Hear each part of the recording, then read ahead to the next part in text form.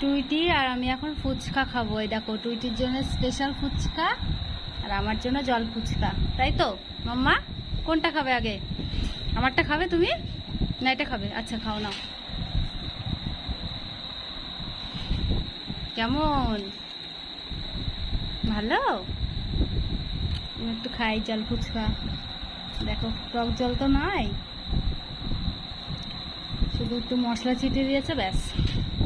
দেখি কেমন ফুচকাটা খেতে।